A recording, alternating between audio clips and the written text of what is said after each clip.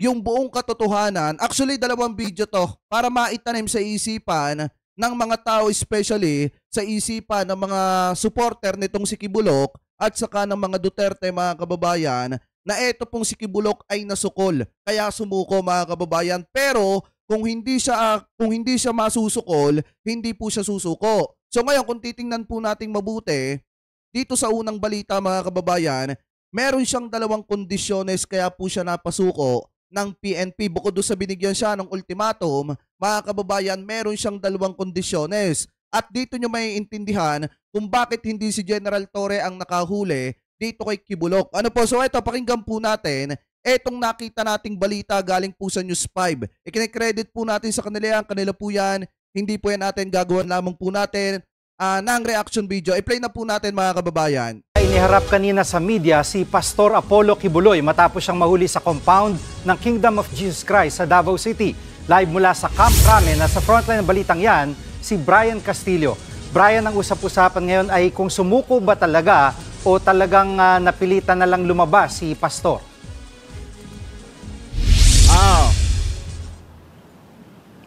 Jiggy, hindi kusang loob na sumuko pero napilitan lang na lumutang. Yan daw ang dahilan kung bakit naaresto o napasa kamay ng mga otoridad itong matagal nang nagtatago na si Pastor Apollo Kibuloy. Doon sa mga supporter ni Digong Hat saka ni Kibuloy na sinasabi na talagang sumuko daw po ito, kusang loob na sumuko, mga kababayan, ay isang malaking kalokohan po yan. Ano po yung ipinapakalat na propagandist ng mga vlogger ni Kibulok, mga kababayan, at nung mga supporter at nung mga member ng KOJC, hindi ko nilalahat na kung saan kusa daw pong sumuko itong si Kibulok at yung pagsuko daw po hindi daw po sa loob ng KOJC. So ngayon, kung titingnan po nating mabuti, mga kababayan, maliwanag naman na sinasabi po dito sa balita na talagang nasukol.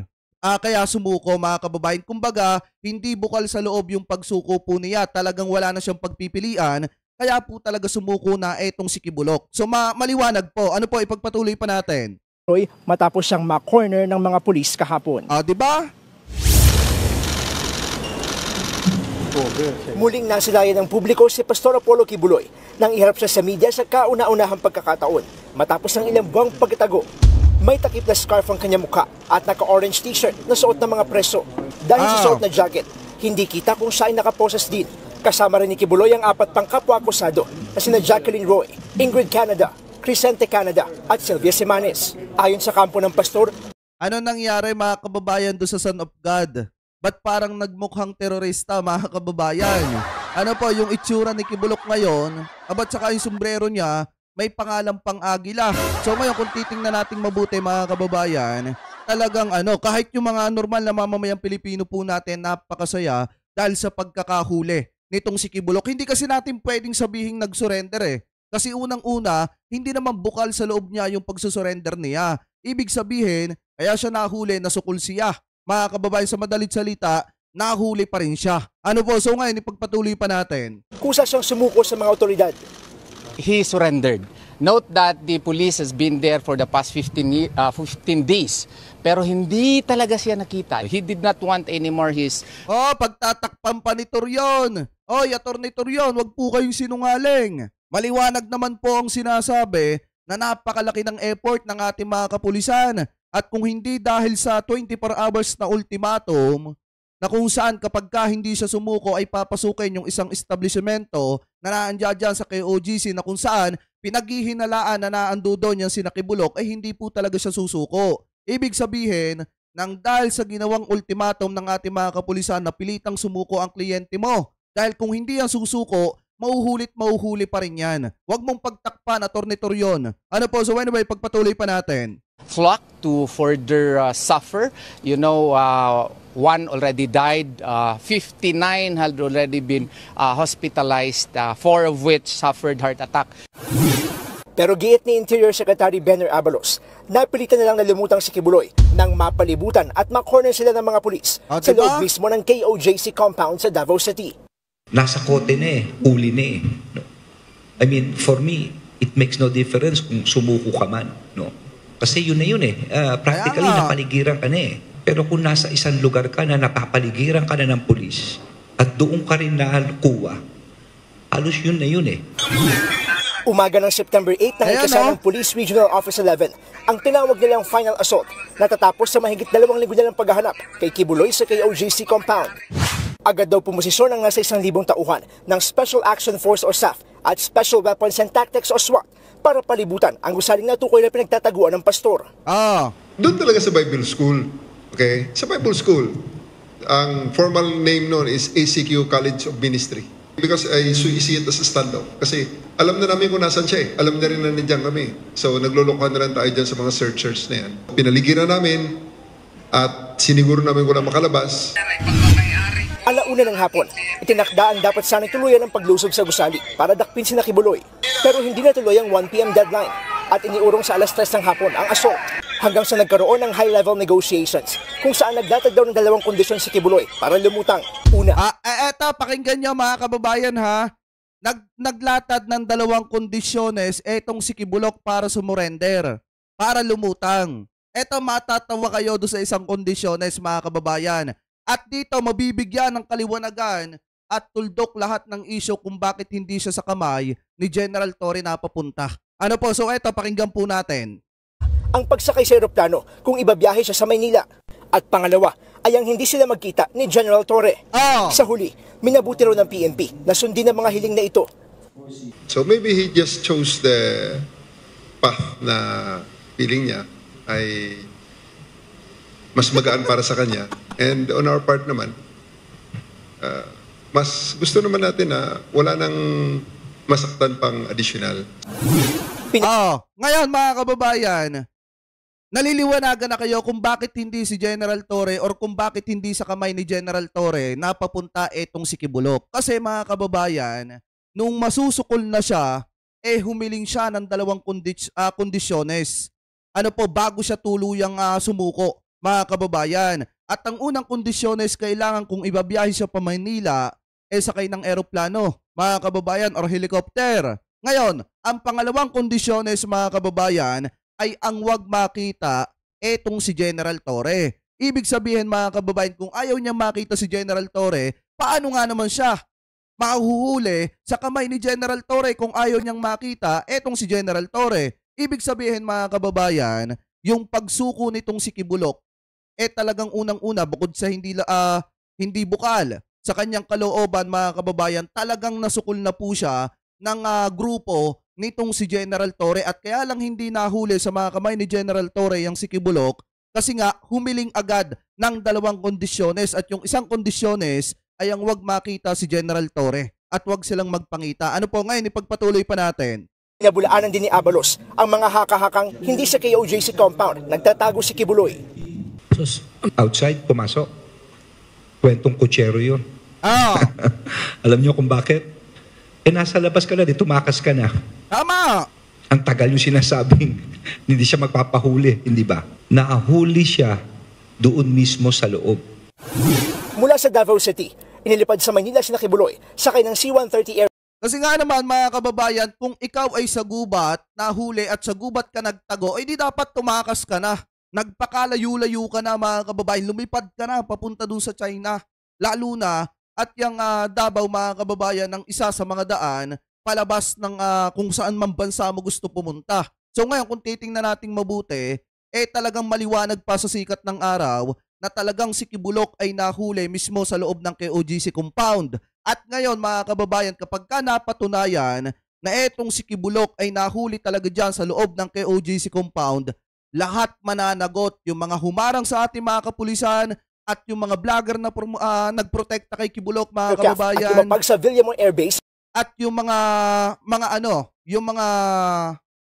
naandya dyan sa media ng SMNI na nagbalita ng kung ano nung kasinungalingan para itago si Kibulok, lahat yan mananagot ng obstruction of justice, mga kababayan. Ang pagkakaalam ko, parang ang kasama pa, pati itong si Digong kasi siya yung administrator ng KOJC, mga kababayan. So ngayon, ipagpatuloy pa natin.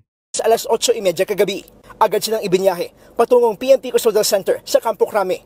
Sumailalim ang mga naaresto sa physical at medical examination at booking procedure kung saan kinunan sila ng mugshots at fingerprints. Ang nakakapagtaka dito, mga kababayan, bakit dun kina Alice Guo, talagang nakalabas yung kanilang mukha, yung kanilang mga mugshot, at saka dun kina Cassandra Leong, mga kababayan, at saka dito kay Sheila Guo. Bakit dito kay Kibulok, bakit naka-blurred? Ako nagtataka lang naman, mga kababayan, kasi kung talagang nais natin ang pagkakapantay-pantay, dapat kahit Big Fish yan, ipakita at ilabandra yung pagmumukha niya sa publiko para makita ng taong bayan na talagang yan nga, mga kababayan, si Kibulok nga yung nadali ng ating mga kapulisan at nahuli ng ating mga kapulisan. Kasi nakakapagtaka naman to na naka-blurred yung pagmumukha. Marami po mga kababayan talaga ang question dyan, especially yung mga netizen. Eto, galing lang naman sa mga netizen at tinatanong nila na bakit daw po naka-blurred. Ano po, so ngayon ipagpatuloy pa natin. Naniniwala naman si Abalos na hindi malabong may mga tumulong kay Kibuloy na magtago. Wala akong tinutukoy maski sino, pero undoubtedly meron nag-harbor dito, meron nag-obstruct dito. No? I'm sure of those things. No? So kung sino man yun, it's up to the police to investigate. Hiling ngayon ng kampo ni Kibuloy. Pati mga vlogger, idamay, isa sila sa nagtago dyan kay Kibulok at isa sila sa mga nagmumura sa ating mga kapulisan at pinipigilan na makapasok ang ating mga kapulisan dyan sa KOGC nung nagsasagawa sila ng pagre-raid dyan sa KOGC. Kaya kung tutuusin, damay talaga yung mga vlogger nitong si Kibulok at yung mga nasa sa SMNI, mga kababayan, especially syempre yung administrator ng KOGC, mga kababayan, kasi unang-una talagang kung hinayaan ni Duterte na magtago doon itong si Kibulok, ibig sabihin talagang nag-harbor sila, mga kababayan, ng kriminal. Ng kriminal ng pugante, mga kababayan. Ano po, so ngayon ipagpatuloy pa natin. Kibuloy, isa ilalim ang pastor sa house arrest o ilipat siya sa kustodiya ng AFP. We are hoping that the court would grant the same, no, or at the very least a house arrest, knowing that he is already 74 years old. He has a health condition. Jiggy, wala pang pahayag ang PNP at ang AFP patungkol dyan sa kahilingan ng kampo ni Kibuloy. Dahil naman doon sa mga ikinasang operasyon para maaresto itong si Kibuloy, inamin ni Abalos na patong-patong na yung kasong kinakaharap nila ni PNP Chief Marbil, kabilang na yung malicious mischief na mismong si dating Pangulong Duterte daw ang nagsampa laban sa kanila. Jiggy? Maraming salamat, Brian Castillo. So ngayon, mga kababayan, maliwanag naman. Sana naliwanagan yung lahat about dun sa kung bakit hindi sa kamay ni General Torre bumagsak etong si Kibulok, mga kababayan, at kung bakit sa iba siya sumuko. Dahil nga unang-una, may kondisyones etong si Kibulok bago siya sumuko. Maraming cheche-bureche na nangyari, mga kababayan, bago sumuko etong si Kibulok. At ang isa na dyan, yung dalawang kondisyones na kung saan isasakay siya sa sasakyang panghimpapawid para dalhin sa Maynila. Pangalawa, dapat hindi niya makita si General Torre, mga kababayan. Ano po, so ibig sabihin, kung titingnan natin, talagang napakalaki ng sama ng loob ni Kibulok, mga kababayan, dito kay General Torre. Dahil si General Torre, yung isa sa naging tinik sa lalamunan, itong si Kibulok, mga kababayan. At dahil kay General Torre, kaya nasa kote, mga kababayan, etong si Kibulok at napilitang sumuko. Naman po tayo dito pa sa isang balita na kung saan, talagang dito, mga kababayan, makikita natin na mismong sinabi dito na nasukol talaga etong si Kibulok, mga kababayan, kaya napilitang sumuko. Ito, itatanim natin to ng paulit-ulit dyan sa utak ng mga taga-suporta nitong si Kibulok at dyan sa utak ng mga taga-suporta nitong mga Duterte, mga kababayan, kasi pinapakalat nila sa bundok sumuko at kusa naman daw sumuko. So ngayon, eto, pakinggan pa natin itong isang balita, mga kababayan. Magandang hapon, Leia. Nagbigay na ba ng detalyadong impormasyon ng PNP sa pagkakahuli kay Apollo Kibuloy? Magandang hapon sa iyo, June. Matapos nga, June, yung isinagawang pagdinig o hearing ng ilang senador dyan sa Davao kaugnay nga ng operasyon na isinasagawa ng mga pulis dyan sa KOJC compound. Patungkol naman sa paghahanap dito kay Apollo Kibuloy ay nagbigay ng 24 na oras na ultimatum ang PNP para lumutang itong si Kibuloy at kung hindi, magsasagawa sila ng final assault.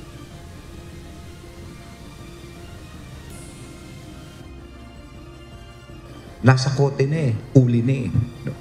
I mean, for me, it makes no difference kung sumuko ka man, no?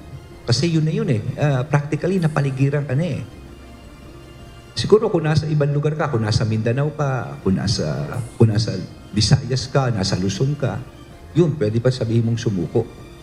Pero kung nasa isang lugar ka na napapaligiran ka na ng pulis at doon ka rin nakuha, Halos yun na yun eh. And I explained Kaya it. nga, hindi na pwedeng sabihin na sumuko yon mga kababayan. Nasa kote na siya. Nasukol. Sa madalit salita mga kababayan, kaya talaga siya sumuko mga kababayan. Ngayon kung titingnan nating mabuti, etong nangyaring pagsuko ni Kibuloc talagang labag sa kanyang kalooban at talagang malaki yung sama ng loob niya kay General Torre. Kasi natuntun siya eh. Naalaman kung nasa saan talaga yung lungga mga kababayan nitong si Kibuloc at kung nasa saan talaga yung kinaroroonan mismo nitong si Kibuloc. At alam din naman ni Kibuloc sa kanyang sarili na talagang masusukol na siya ng ating mga kapulisan, kaya humiling na agad siya ng dalawang bagay. Mga kababayan, ano po, para nang sa ganon, mapalabas nila na naging maayos yung pagsuko nitong si Kibuloc. Kumbaga nagkahiyaan na mga kababayan sa parte nitong si Kibuloc. Kaya yung ginagawa ng mga kapartido nitong si Kibuloc, nitong si Kibuloy, mga kababayan, damage control na lang. Naglilinis na lang sila ng mga kahihiyan at ng mga naging kalat nung pagsuko di umano nitong si Kibuloc, mga kababayan, dahil sa nasukol siya. Ano po, so ngayon ipagpatuloy pa natin. Sabado pa lamang ng bandang 1:00 ng hapon ay plinano na ng Davao Police ang gagawing final assault sa pinagtataguan ni Kingdom of Jesus Christ leader Apollo Kibuloy at 4 na co-accused nito. Linggo ng umaga, sinabi ni Police Regional Office 11 Director Police Brigadier General Nicolas Torre na nag-deploy na siya ng 500 Special Action Force at 500 Special Weapons and Tactics at tauhan ng Regional Mobile Force Battalion para pasukin na ang ACQ School of Ministry na pinagtataguan ni Kibuloy. Subalit, nakatanggap sila ng surrender filler. Kita niyo yan mga kababayan? Kung hindi natanggap yung surrender filler na yon mga kababayan, edi 1,000 na pulis yung papasok dun sa hinihinalang pinagtataguan nitong si Kibuloc, mga kababayan. Kaso nga lang siguro naramdaman na ni Kibuloc na papasukin na, kaya nag-surrender agad at humiling ng 2 kondisyones. Ano po, so ngayon ipagpatuloy pa natin. Nakita nila yung build-up na yun eh. So,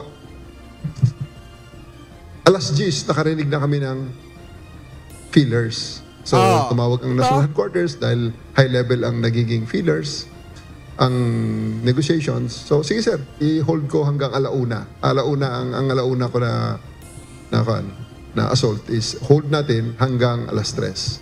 So, yun. Other sets of things transpired sa negotiations na. PNP Chief Police General Romel Francisco Marbil na ano man ang mangyari ay binili na niya si General Torre na iwasang may madamay na mga bata. At connect ito lang to make sure kung mayroong mamamatay, tignan natin basta walang bata. Mahirap kasi pagkabata may tinamaan eh. Iba na istorya na to. Kahit na maganda yung operations mo, pag kami namatay ni Inocente, it will go the line, and the guidance for President is to make sure that we follow yung human rights. Dagdag ni General Torre, wala nang susuutan si Kibuloy kaya't napilitan na itong sumuko. Kaya pala naman mga kababayan, napilitang lumabas etong si Kibuloc kasi nga naman ang sinasabi dito ni PNP Chief Marbil, talagang kung merong manlalaban mga kababayan, basta isasaalang-alang pa rin yung tungkol sa human rights mga kababayan. Basta walang bata, talagang ang kinakailangan mahuli sa lalo't madaling panahon etong si Kibuloc. Siguro nung nararamdaman ni Kibuloc na gano'n na mangyayari, kahit anong mangyari, ang mahalaga ay mahuli sila, yun ang target, talagang napilitan na siya na lumabas. Kasi unang-una, nag-deploy na ng 1,000 na pulis mga kababayan, etong si General Torre. At oras na lang ang hinihintay, talagang magpo-final assault na sila para pasukin talaga etong kinaroroonan nitong si Kibuloc. So ibig sabihin, talagang nakaramdam din ng takot etong si Kibuloc, kaya siya sumuko na at nag-surrender. Ano po, so kung ito mga kababayan ay hindi nasukol, aminin man natin or hindi talaga ito susuko mga kababayan. Kaso nga lang, talagang nasukol sila ni General Torre, kaya siya napilitan. Ano po, so ngayon ipagpatuloy pa natin. So, bottom line, he has no other options, but walang pagpipilian. There's no other outcome, but he will fall into the government hands.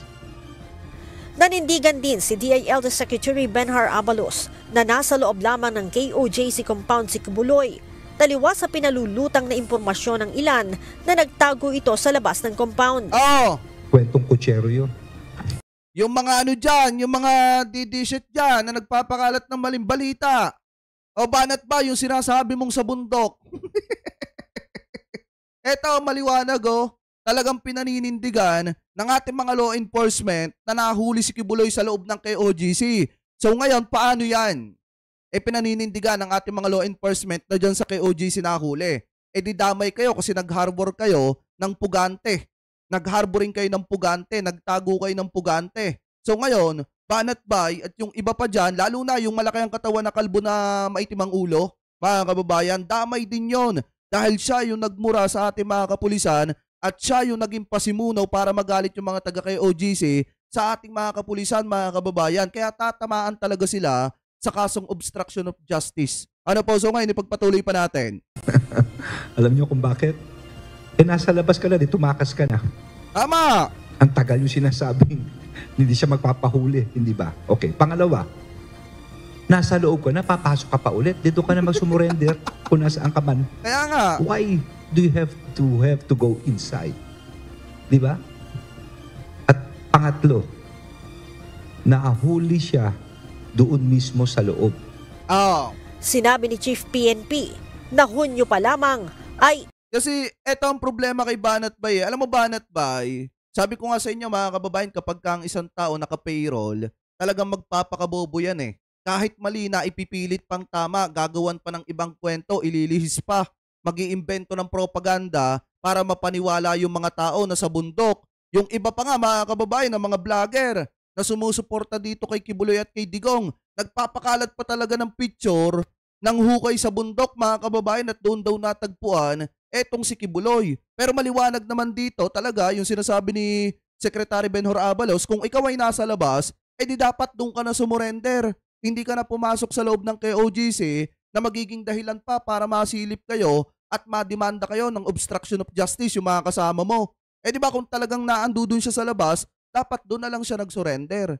Hindi na siya pumasok pa ulit doon sa loob ng KOGC kung saan masusukol siya ng ating mga kapulisan. At saka ang numero 1 dyan mga kababayan na paliwanag, kung nasa sa labas pala itong si Kibulok, di sana nagpakalayo-layo na yan at nagtago na yan mga kababayan. Ano po, so ngayon ipagpatuloy pa natin. 80% na silang sigurado na nasa loob lang si Kibuloy, kaya tama lamang ang desisyon ng PNP na ituloy ang operasyon at wag lisanin ang lugar. Tama! Para naman sa mga nagbigay ng mga maling impormasyon kaugnay kay Kibuloy at sa mga humarang sa pagsisilbi ng warrant of arrest, sinabi ni Secretary Abalos, nakakasuhan nila ang mga ito.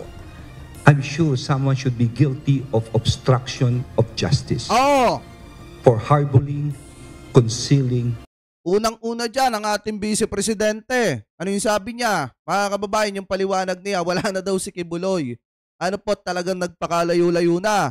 Pangalawa naman, mga kababayan, yung mga tao doon sa KOGC na talagang humarang para makapasok, yung ating mga kapulisan para hindi makapasok. Pangalawa, yung vlogger na nagpasimuno para magalit yung mga taga-KOGC sa ating mga kapulisan, dapat damay-damay yan. Ano pa ipagpatuloy pa natin? No? Someone who is wanted by law through this warrant. Oh. And let me remind you of PD 1829, no? Obstruction of justice. Ang sinasabi, any person who knowingly, willfully obstructs, impedes, or frustrates or delays the apprehension of suspects. June, ang tanongin naman kanina si Secretary Abalos kung sino-sino itong mga kakasuhan at kung mayroong mga kilalang personalidad. Ang sagot ni Secretary Abalos, bahala na ang PNP na mag-imbestiga at magsampa ng kaso. June? Lea, papaano nalaman nila General Torre na nando doon sa building na ACQ School Ministry itong grupo o si Apollo Kibuloy? June, ang nabanggit kanina sa press conference ay mayroon silang tipster na ito ay isang babae at ito daw ay dating miyembro na disgruntled member at yun ang nagsasabi sa kanila ng kung nasaan at saan matatagpuan itong si... Baka si Ma'am Arlene Stone yan. Baka yung nagtimbre mga kababayan kina General Torre, si Ma'am Arlene Stone, kasi kung makikita nyo from the start talaga na nag-imbestiga ang PNP mga kababayan, kahit yung NBI, nung nag-imbestiga ang NBI dyan sa loob ng KOGC, Di ba nung sinabi ng NBI mga kababayan, NBI Davao, na wala dyan si Kibuloy, di ba sinopla agad ni Arlene Stone? Pangalawa mga kababayan, nung nag-iimbestiga na ang ating mga kapulisan, talagang nakikipagilgilan itong si Arlene Stone at dinidiin niya, sinasabi niya sa publiko na naandya dyan lang si Kibuloy. Hanapin nyo lang, naandya dyan lang. So ano nga nangyari mga kababayan? Naandudon nga lang sa KOGC at nasukol ng ating mga kapulisan kaya sumuko. Ano po? So ngayon ipagpatuloy pa natin. Kibuloy, kaya nga sinabi nila na bukod doon sa gadget o equipment na ginagamit nila ay meron sila mga impormasyon na natatanggap kaya't sigurado sila na nandoon si Kibuloy sa loob. Leia, para patas tayo, no? Kasi sinasabi nga ni Secretary Abalos na ito'y kwentong kutsero. Pero ang sinasabi ng abogado ni Apollo Kibuloy na si Atty. Torion na ang sabi daw ay galing daw ng bundok si Apollo Kibuloy, bumalik sa compound. Dahil daw inaalala niya yung kanya mga miyembro, kinauwi. Nako! Pag nagpapaniwala kayo kay Atty. Torion, talagang lahat tayo mapi-fake news mga kababayan. Di ba kung matatandaan nyo nga, nagpakalat siya ng fake news, ano yung sinasabi niya, pinapaalis na ng korte ng Davao yung ating mga kapulisan dyan sa KOGC. Ipinamalita pa nila yon mga kababayan. Pero ano yung ending? Hindi naman pala yung mga kapulisan natin ang pinaalis dyan sa KOGC. Kung hindi, yung mga barricade na nakaharang lang mga kababayan. So doon pa lang fake news na etong si Torion. So paano nyo paniniwalaan yan? Pangalawa mga kababayan, doon sa hearing nitong si Senator Bato de la Rosa, makikita nyong fake news talaga siya. Dahil marami sa mga lawyer na mga vlogger mga kababayan ang talagang sumopla sa kanya. Unang-una si Atty. Libayan na sinasabi siyang napakasinungaling niya. So paano natin siya paniniwalaan? Di ba ipagpatuloy pa natin? Usap at para wag na daw lumala yung sitwasyon. At sa narrative nga ni Atty. Torion, dinitali niya kung papaano yung pagsuko. Ang sinasabi niya, mula kay Colonel Silo, tapos kumonekta sa isang Philippine Army, tapos kumonekta sa gobernador ng Davao del Norte, hanggang sa napunta sa ISAF, hanggang sa napunta sa may mga kernel-kernel pa, at napunta doon sa General Macapas. Tama ba yun, Leia? General Macapas. Hanggang doon na nga yung negosasyon. June, ang sinasabi ng PNP at ni Secretary Abalos, malabo na ang sinasabi ng kampo ni Kibuloy na noong 8 lamang o noong linggo lamang bumalik itong si Kibuloy para nga sumuko. Dahil kung mapapansin mo, umaga pa lamang ay ang dami ng pulis at napapalibutan na nila itong lugar kung saan nga sinasabing na doon si Kibuloy. Kaya't malabo na may makapasok o makalabas doon sa building na yon. At saka bantay sarado ng mga kababayan yung kinaroroonan nitong si Kibuloy umaga pa lang. So paano nila nasabi na bumalik agad etong si Kibulok mga kababayan dun sa kung saan siya naaresto? Kaya kung titingnan natin, hindi po talaga kapanipaniwala yung kwento ng abogado nitong kay OGC na si Atty. Torion. Talagang tatanungin nyo, tingin ko nagsisinungaling siya para lamang pagtakpan mga kababayan yung pwedeng tamaan ng ikakasong obstruction of justice dyan sa mga taga kay OGC na nagprotekta at nagtago dyan kay Kibulok mga kababayan. Ano po? So ngayon, ipagpatuloy pa natin. Doon sa loob ng KOJC compound. Kaya sinasabi nila, simula pa lang, nandoon sa loob si Kibuloy. At sinabi din kanina ni Chief PNP na noong nagkaroon ng anibersaryo itong KOJC, ay pinabantayan na niya ng maayos itong buong compound para walang makatakas o walang makalabas doon sa compound. Kaya't malabo din yung sinasabi nila na noon lamang bumalik para sumuko. Ito ay noong linggo nga dahil ang dami ng bantay. Nasa 1,000 mga pulis na yun, June. Yung bang larawan na yun, Len, na nakikita natin ngayon, yung ba si General Macapas na nakipag-negotiate doon kila Atty. Torion sa picture na yan, Leia? Tama ka dyan, June, kasama din itong si General Macapas. Ito yung head o director ng intelligence group ng Philippine National Police. Pero ang nabanggit doon sa mga statement nitong si Atty. Torion na parang ang pinagkakatiwalaan nitong si Pastor Kibuloy at naging bahagi ng negosasyon ay itong ilang tauhan ng ISAF, ng Armed Forces of the Philippines, at itong mataas na opisyal naman ng PNP, ito nitong si Major General Benjamin Silo na direktor naman ng Area Police Command Eastern Mindanao, June. Kasi sa narrative pa nga ni Atty. Torion kanina, lumalabas si Ginoong Kibuloy pa daw ang namili kung saan siya pupuntahan nung building na yun, Lea.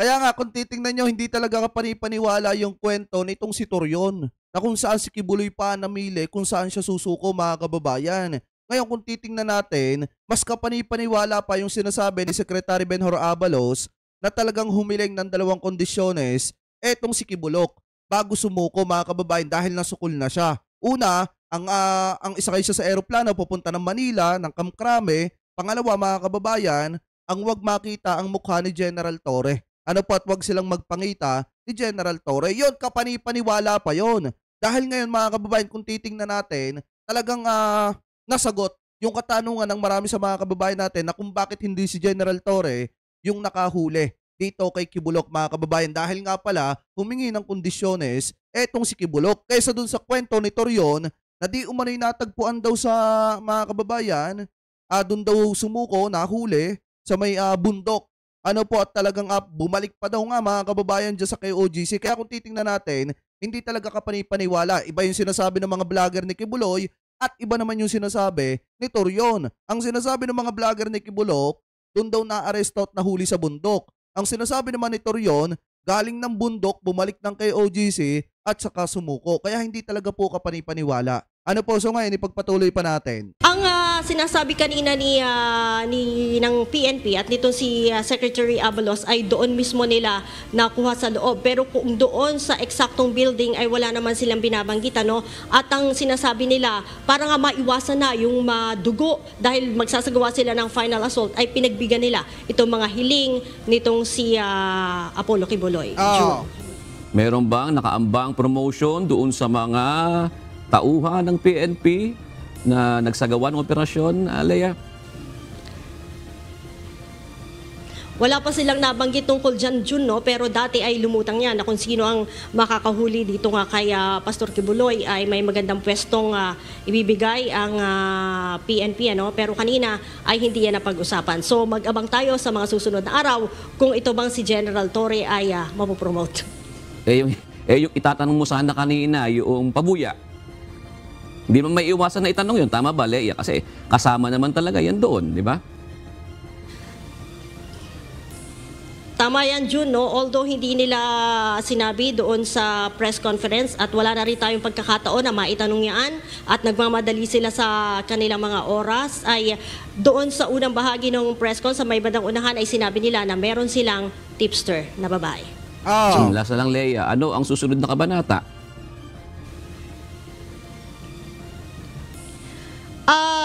Sa ngayon, no, ang hinihintay na lang ay yung commitment order nitong sina Pastor Apollo Kibuloy at yung 4 pang co-accused nito. Dahil kanina ay nung nag-return ng warrant ay papel lang o yung warrant lang mismo at hindi kasama itong mga akusado dahil nga nagsasagawa ng press conference at dahil na rin daw sa usaping pansiguridad kaya't hindi dinala ang mga ito sa korte at hindi rin nagbigay ang korte ng commitment order. At ibig sabihin nun, mananatili sila dito sa kulungan o dito sa PNP Custodial Center sa loob ng Campo Crame. So ngayon kung titingnan natin mabuti, mga kababayan, maliwanag naman. Dito sa balitang ito, mas naliwanagan ng lahat. Ano po na etong si Kibulok kaya hindi napapunta sa mga kamay ni General Torre ay dahil nga, mga kababayan, meron siyang hiniling na kondisyones na kung saan susuko siya kapalit ng 2 kondisyones. At una, isakay siya ng eroplano papuntang Camp Crame. Pangalawa, wag silang magpangita ni General Torre. So maliwanag naman yan, mga kababayan, at sana naliwanagan ng lahat na kung titingnan natin, hindi talaga bukal sa loob nitong si Kibulok yung kanyang pagsuko at talagang napilitan lang siya kasi wala na siyang pagpipilian. Dahil nga, nasukol na po siya, mga kababayan, ng ating mga kapulisan. Ano po, dahil kung titingnan po natin, kung ipagpipilitan pa rin niya na magtago doon sa building na alam na ng ating mga kapulisan kung nasa saan siya, talagang mga kababayan, maaaresto at maaaresto din po siya. Kaya wala talaga siyang pagpipilian. So ngayon, maliwanag naman na yan pala yung dahilan kaya hindi sa kamay ni General Torre bumagsak etong si Kibulok.